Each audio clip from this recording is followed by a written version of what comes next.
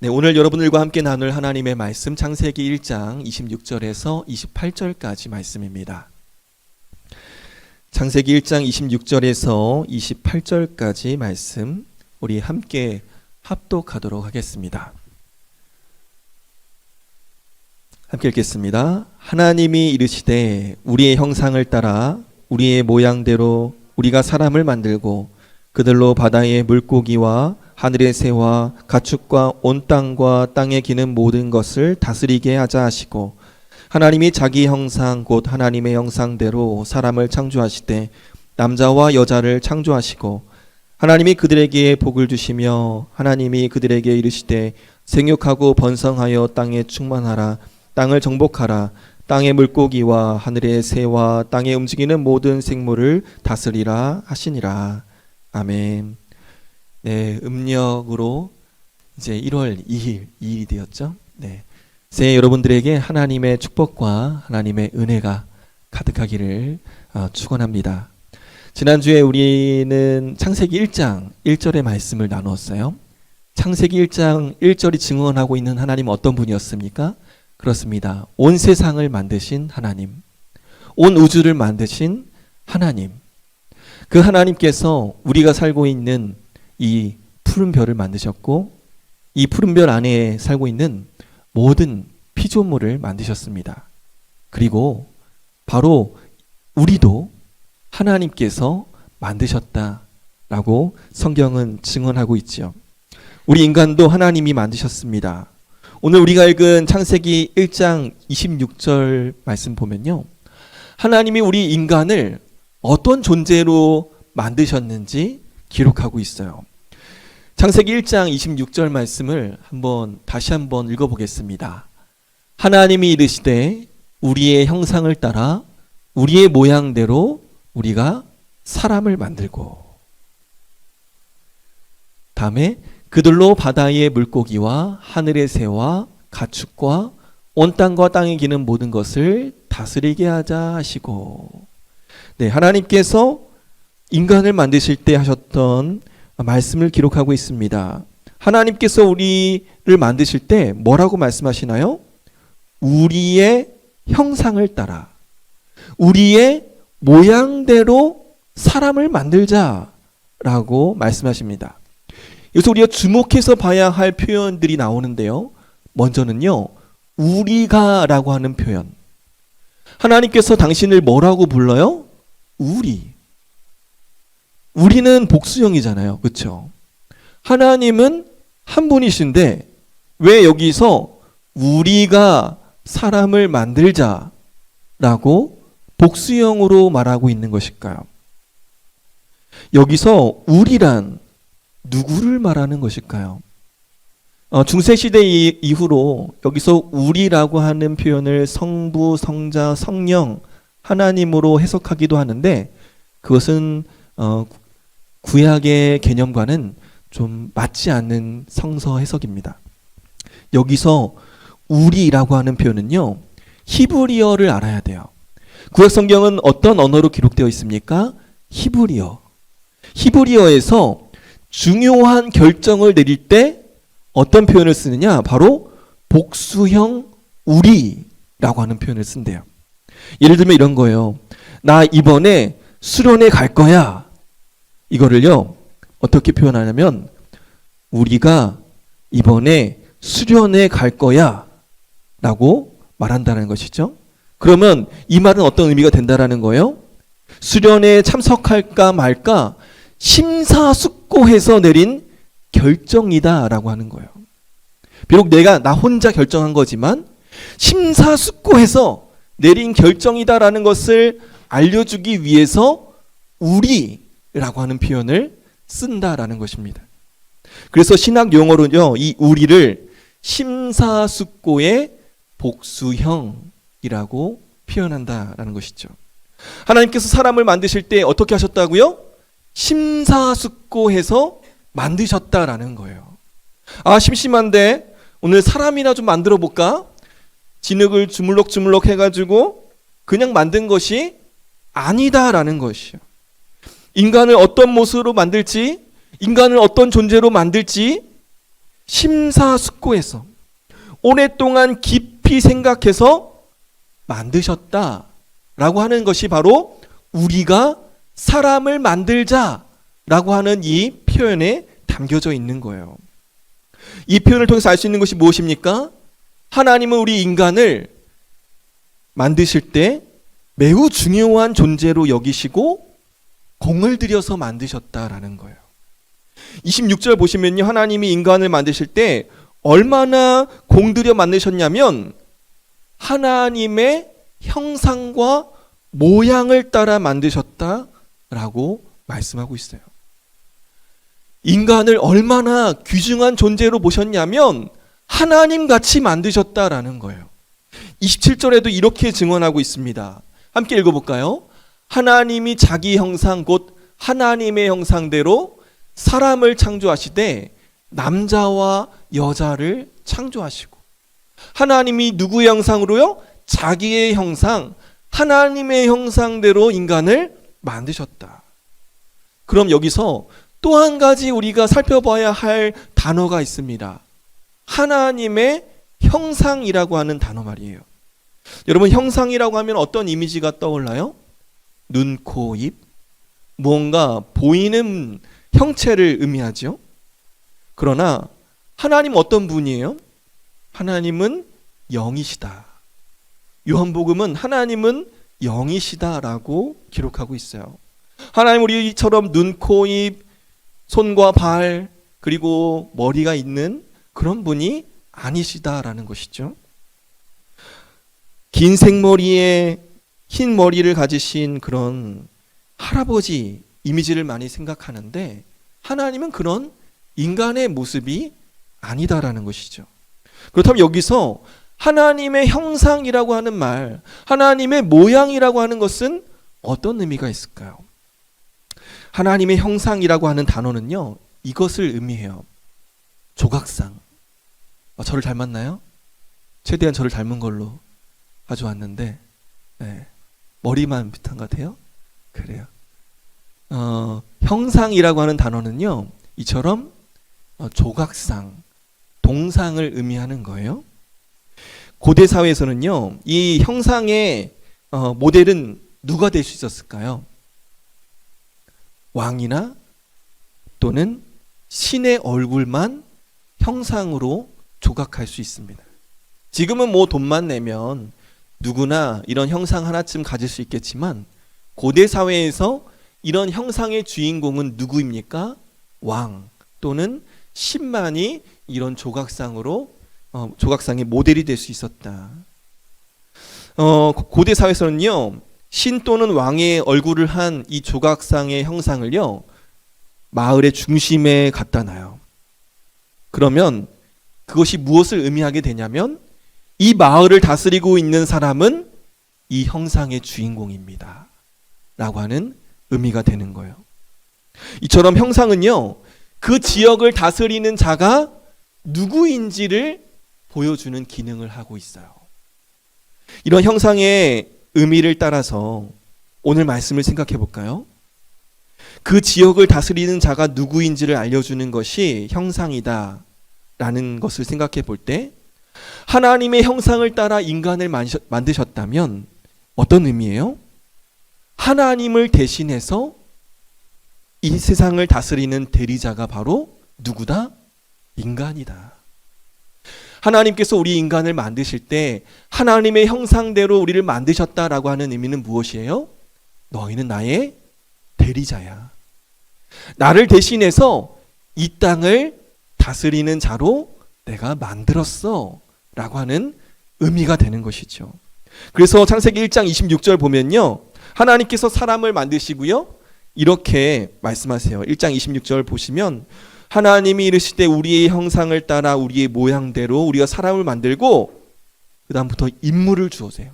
그들로 바다의 물고기와 아까 그거 맞아요. 26절. 그들로 바다의 물고기와 하늘의 새와 가축과 온 땅과 땅에 기는 모든 것을 어떻게 하라고요? 다스리게 하자.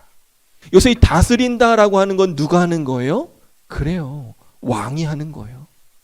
왕의 역할을 누구에게 준 거예요? 모든 사람. 특수한 어느 한 사람에게만 이 다스리는 역할, 왕의 임무를 준 것이 아니라 모든 사람들에게 이 왕의 역할을 주었다. 모든 사람을 다 평등하게 내가 지었다. 존귀하게 지었다. 라고 말씀하고 있는 것입니다. 청년 여러분, 우리 인간은요, 하나님의 형상을 따라 창조되었습니다. 인간이 하나님의 형상을 따라 창조되었다는 말에 담겨 있는 의미는 뭐예요? 우리 모두가 존귀한 존재다 라는 의미예요. 그런데 말이에요, 이런 생각이 죄로 인하여 깨졌어요. 죄는요, 우리 인간이 존귀한 존재로 지음받았다라고 하는 것을 잊게 만듭니다. 우리 모두가 하나님의 형상대로 지음받았다라고 하는 사실을 잊게 만들어요. 그래서요, 이 죄의 영향력에 살아가고 있는 사람들은요, 두 가지 유형으로 살아가게 돼요. 첫 번째는요, 이런 유형이에요. 자기 비하. 자신을 비하하면서 열등감에 빠져서 살아가게 만든다라는 것이죠. 이것은요, 겸손과 달라요. 겸손은 무엇입니까? 나 자신을 다른 사람들보다 높이지 않으려고 하는 마음이죠. 그러나 자기 비하는 무엇에서 기원한 거예요? 열등감에서 기원한 거예요. 열등감이 무엇입니까? 다른 사람에 비해서 나는 못하다. 다른 사람들에 비해서 나에게는 능력이 없다. 나는 못났다 라고 생각하는 게 자기 비하, 열등감인 거예요. 그래서요, 자신을 자꾸만 하찮은 사람으로 끌어내려요. 공부 잘하는 사람 앞에 서면은 주눅 들어요. 나보다 멋진 사람, 예쁜 사람 앞에 서면요, 네 자신이 왜 이렇게 못생겼나? 나는 왜 이렇게 오징어처럼 생겼나? 스스로 자책하고 못났다라고 생각하는 것이죠. 이러한 자기 비하, 이런 열등감의 생각을 가지고 있는 부모님도 어떻습니까? 엄친아라는 말 있죠? 엄마 친구 아들 이번에 명문대 갔다더라. 너는 왜 그러니? 엄마 친구 아들 이번에 대기업 취업했다. 너는 왜 그러니? 이렇게 계속해서 끊임없이 남의 자식과 비교하게 되지요. 이처럼 우리는요, 비교하고 순위를 매기는데 너무 익숙한 환경 가운데 살아왔어요. 세상 사람들이 말하는 기준으로 볼 때 잘생기지 않고, 세상 사람들이 말하는 좋은 대학 나오지 않고, 돈을 많이 벌지 못하면 패배한 인생, 실패한 인생이라고 우리도 모르게 쇠뇌를 당하면서 살아왔습니다. 성경은요, 이러한 생각을 죄의 결과라고 말씀하고 있는 거예요. 청년 여러분, 우리는 어떤 존재라고요? 우리는 하나님의 형상이라고요. 하나님의 형상대로 지음받은 존귀한 존재라고요. 공부를 남들보다 좀 못해도 세상 사람들이 말하는 미의 기준, 그 기준에서 조금 떨어져 있다 할지라도, 세상이 말하는 그 성공의 기준에 못 미친다 할지라도, 내가 누구보다 스펙이 대단하지 않다 하더라도 우리 모두는 하나님의 형상대로 지음받은 소중한 존재라고요. 저도요, 예수님 믿기 전에는요, 열등감이 참 심했던 사람 중에 하나입니다. 제가 학창 시절에는요, 팔과 다리에 털이 참 많았어요. 지금은 이제 좀 나이 들어가지고 여성 호르몬이 좀 많이 분비되는지 털이 좀 많이 빠졌는데, 제가 학창 시절에 중고등학교 때는요, 털이 많다 보니까 제 짝꿍이 저를 항상 놀렸어요. 너는 왜 이렇게 털이 많냐고, 고릴라 같다고. 그 어린 나이에 그 말이 얼마나 큰 상처가 됐는지 모르겠어요. 그날부터요, 저는요, 반팔, 반바지를 입지 않았어요. 그 더운 여름에도요, 체육 시간에 저는 긴 바지를 입고 운동을 했습니다. 제 자신을 아끼고 사랑해야 되는데 자꾸 남들 앞에 설 때에 주눅 드는 거예요.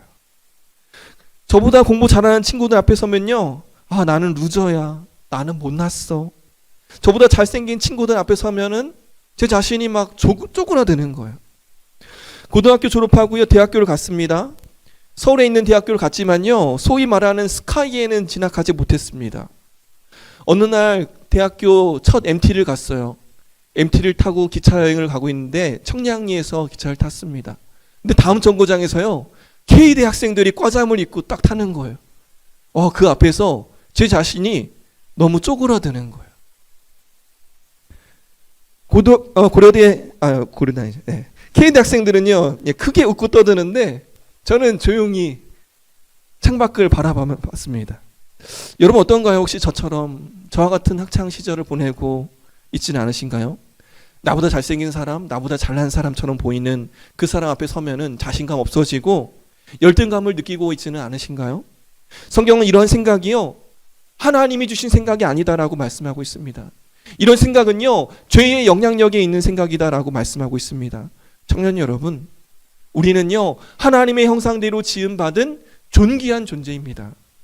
누가 뭐래도 우리는 존귀한 존재예요.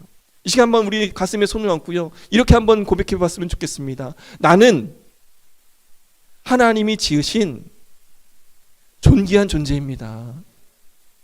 그래요. 저 여러분이 누가 뭐래도 존귀한 존재예요. 누가 뭐라고 평가해도 여러분 쫄지 마세요. 여러분 가슴 열고 당당하게 사세요. 여러분은 하나님의 형상대로 지음받은 너무너무 존귀하고 소중한 존재입니다. 제가 여러분들 볼 때마다 얼마나 눈이 부신지 모르겠어요. 설교할 때마다 여러분의 모습이 너무나도 한 사람 한 사람 개성이 강하고 아름답고 멋있어서 우리 참 청년들 좋은 사람 만나서 행복하게 살았으면 좋겠다. 뭐 결혼 안 해도 돼요. 괜찮아요.